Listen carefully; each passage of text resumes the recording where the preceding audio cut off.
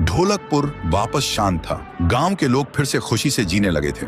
हर पूर्णिमा को लोग एक दिया जलाकर ठुन ठुन ठुन साहुर को याद करते थे। पर एक रात कुछ ऐसा हुआ जो फिर से सब कुछ बदल के रख दिया। लाशें फिर से मिलने लगी। हर 2 दिन बाद किसी न किसी के घर के सामने एक कटी हुई लाश पड़ी होती। गांव फिर से कांप उठा।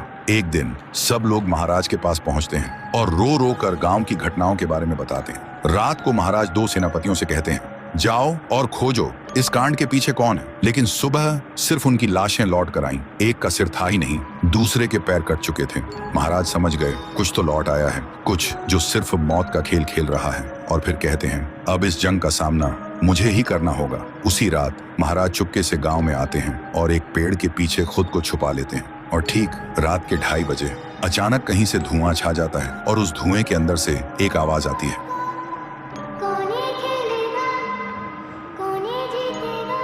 और फिर धुएं के बीच से निकलती है एक गुड़िया, गोल आंखें, एक बेजान सी मुस्कान, लेकिन चेहरा मौत का पैगाम।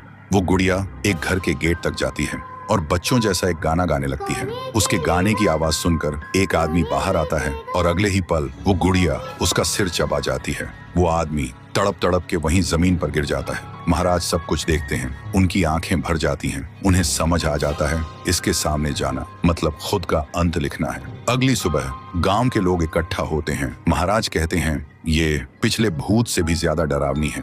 इसे सिर्फ वही हरा सकता है जो मौत को पहले ही हरा चुका है। और फिर एक पूर्णिमा की रात सब लोग दिया जलाकर पुकारते हैं, आप वापस आइए, आपके बिना ये गांव जिंदा तो है पर जीने जैसा नहीं। तभी एक आवाज गूंजती है, ठुंग ठुंग ठुंग ठुंग ठुंग ठुंग ठुंग ठुंग ठुंग साहुर। और उसी देह की आग से एक जलता हुआ पेड़ बनने लगता है और उसी पेड़ में से ठुन ठुन ठुन साहुर निकलता है। तभी फिर से वही धुआं छा जाता है और उसके साथ ही एक आवाज।